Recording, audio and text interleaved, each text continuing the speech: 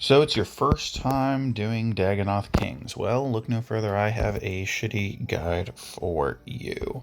So prior to starting this video, I went in there with an inventory of 8 prayer pots, 2 super anti-venoms, and died out there. So when you die out there, your loot will stay on the ground for about an hour.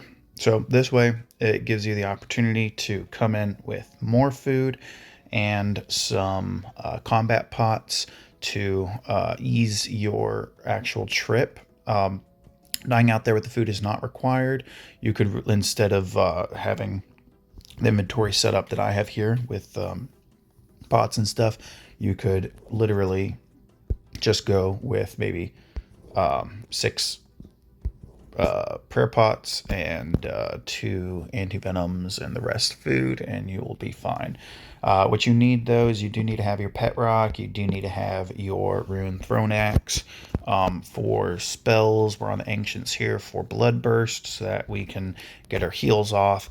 And if you want to bring some fewer gear switches, as you can see, I've got Kareel's top and bottom, Rim's top and bottom, and then my amulets and weapon switches. And then this is what I've got. Bearer's gloves, since I'm going to be switching all combat styles. Light bearer for my toxic blowpipe spec, which is the only spec I'm going to be using.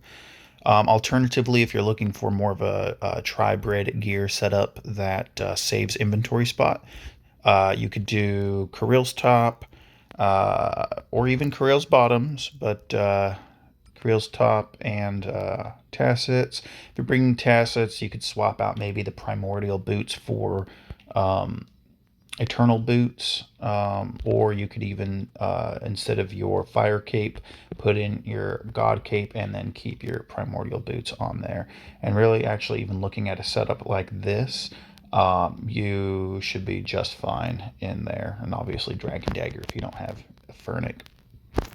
But since I have the gear, I am going to be bringing as many switches as I deem reasonable for this. And as you get better, obviously you'll notice that you're using less supplies and have less things that you need to bring in.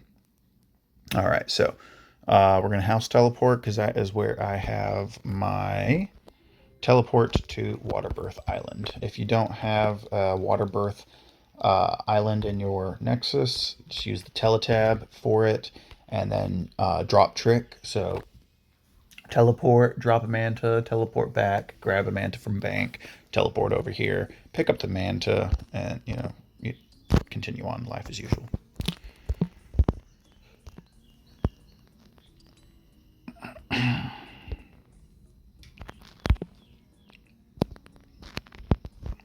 All right, so now that we're in the Dag's lair, I usually prefer to run the middle path, and that is because, oh look, here's my pet rock from earlier. I usually prefer to run the middle one because, I don't know, it's just the way. We're going to want to protect from magic before we open the doors, because these guys are going to slap pretty hard with magic. It's pretty much the most danger that you will find in this whole part is the mages will usually damage you more than any other combat style. Oh, I did forget to sip a stamina pot before we came in here, so I ran out of run real quickly. But it's okay. Since you're following this guide, you will learn from my mistakes. We're going to spec these things to knock them down, and that's why we only had one rune throne axe, and we're going to climb down ladder. So these rooms are going to alternate with different combat styles. First room is going to be protect from magic. Next room is going to be protect from range. And then the next room is going to be protect from melee. You don't have to memorize all this as you run through this dungeon multiple times due to the many deaths I'm sure you will get. Learning this setup, you'll kind of learn this by default. That's why it's, especially when learning, it's a good idea to bring some prayer pots in and die in the room. Obviously bring less gear, so that you can come back. Oh, this is Protect from Magic. So that you can come back with more food and less prayer in your inventory, because you already have some there. Combat pots and ranging pots are absolutely not necessary for what we're going to do. So you can save inventory spaces there.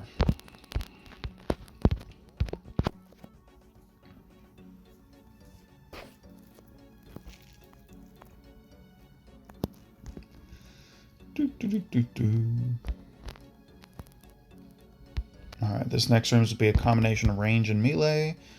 But range guys are going to deal more damage to us than the melee guys, so we'll just pray against that. Since we do have our blood spells, if at any point we take damage, we could always heal off some of these mobs, like so, to get our health back, especially if they're all grouped together. It's real nice. And just keep on moving. So I'm going to just keep walking for a little while, because soon we're going to be hit with all 3 combat styles in a room coming up real soon. So I want to have as much run energy as possible to run past all of that. I'm not so concerned about preserving prayer, because as I said, I have some prayer pots dropped for me in the room that we're going to. All right. So as you can see, the ladder for the Dag Kings is right down there. As we get around this bend, we'll activate our prayer. And before we run down the ladder, we're going to run into the Protect from Magic. We're going to run into the safe spot, and we can turn our run on now. And that's so we can gather ourselves, peek into this cave, see which one is free. Is it the Slayer Cave? Is it the Standard Cave? And maybe heal up a bit if we have to. So here we go. Standard Cave, no adventures. That's the one where I put my pots. Alternatively, if it's the Slayer Cave that you put your pots, that's where you want to do. So we're just going to wait for our run energy to come back a little bit. Once we have about 20 run energy, that should be enough. And as we come out of here, we're going to make sure that we're protecting from magic, as that's what is going to deal the most damage to us.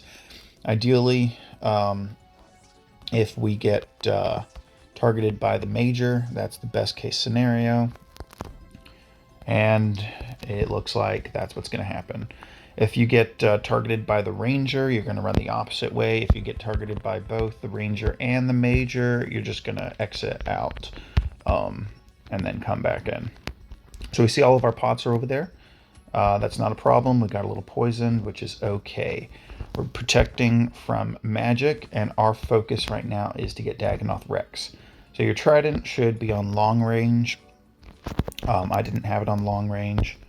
And we're going to go over there, we're going to shoot Rex, and we're going to bring him into a safe spot. So as you can see, we're on the east side.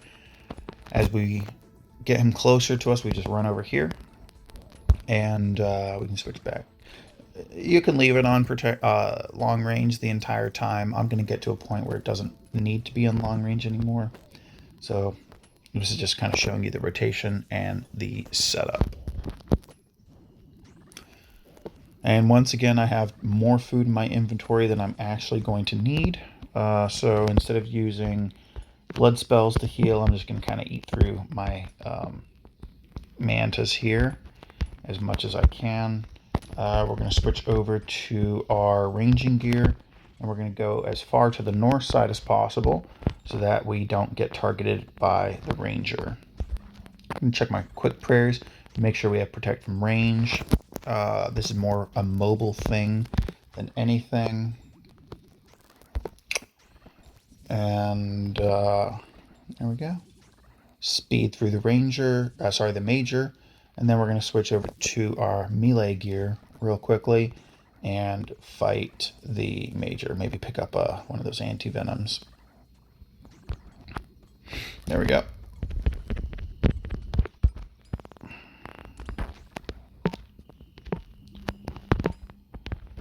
Right. So if we stand over here on the north side, when Dagannoth Rex respawns, he shouldn't get much aggro on us. Let's see if we can actually grab an anti-venom real quick. So that's going to deal some annoying damage. So anyways, as we're setting up the room and the rotation, if you have aggro from multiple Dagannoths, that's really why you have all these extra mantas in your inventory.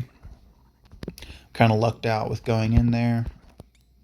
Getting targeted solely by the major is definitely the way. You will take less damage setting up the room that way. If you get hit, targeted by Supreme, the ranger, you run to the south side instead of the north side like we did. So here we're going to turn off our prayer. We don't need to do that. Grab our bones. Let's get another prayer potion from this spot over here. And run to the south. Normally I would be using my blood spells to heal, but like I said, I'm just going to eat through my mantas since I have too many of them. And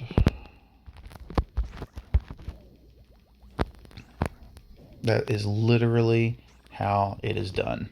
Now that we have the rotation set up, all we have to do is just follow through with it. So we're just going to keep working in a circle. Alternatively, what we can do here a little bit is, so this is how it would look. We'll just use our blood spells either on these spinal lips or even on Rex himself. But I'm going to hold off on killing Rex for a second just to show you what could happen. So we see Prime has already respawned. We'll have the Ranger spawned here in a moment as well. We want some of our run energy back, as that is going to really be helpful. Eat another manta. There we go. All right. That should be a good enough run energy for the rotation. All right, put on our range gear, Dagannoth bones. Look, he dropped us a bunch of bass. That's a bunch of food that we can just burn through if we need to. All right, so here we go. So Prime is kind of close by Supreme. Yeah, so we just wait for him to go to the north. We want to make sure that we're always getting aggro from just one at a time, and that's how this rotation works.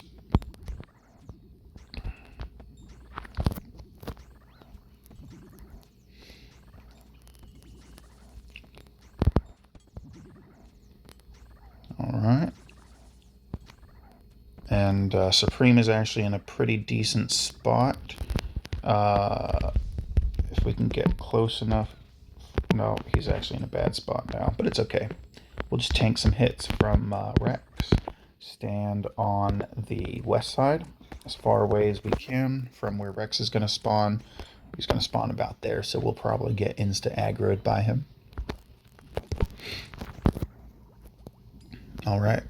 So we're at a spot where we can start picking up more of our supplies that are left on the ground. And with these 3 mantas left in our inventory, we'll now save those as emergency food.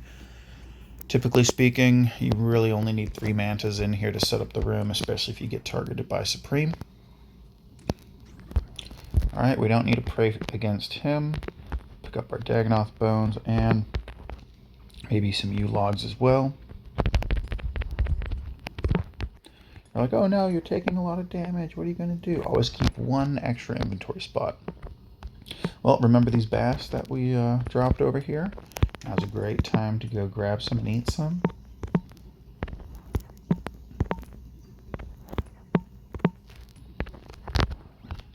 There are so many food and supply drops in here. Well, mostly food drops, that you're going to be absolutely fine. Alright, so we have 4 prayer pots. That's easily an hour's worth of this rotation.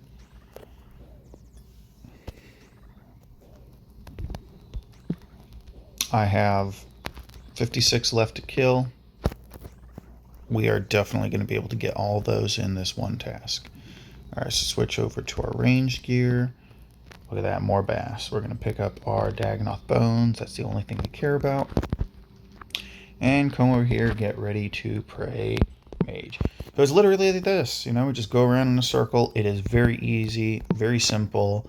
You don't need to have max stats to do any of this. In fact, I'm pretty sure I started working this rotation at around 75 defense, with obviously fewer gear switches. It was probably just rocking Correals because I think at the time that's all I was able to afford. But still, once you get this rotation set up, it is very easy. It's very simple. You just got to follow it.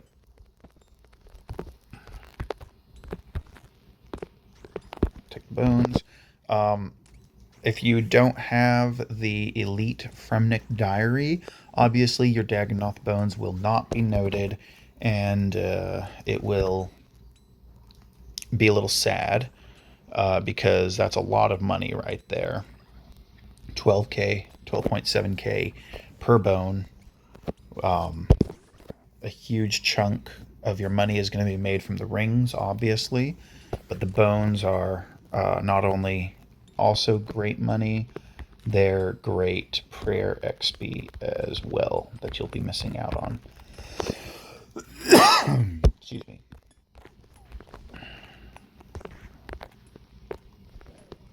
Come over here and eat some of our bass. I really don't care tanking a few hits from Dagannoth Rex. He is so weak. He'll every now and then hit you for somewhere in the 20s and 30s, but it is so rare that you can just tank his hits.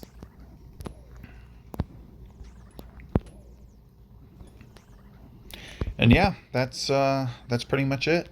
You can continue watching, or you can just turn it off and try your own strategy at this point.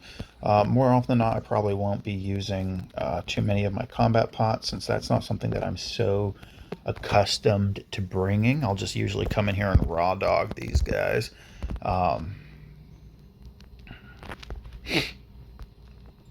Come on, Prime. Come closer to the north side. There we go.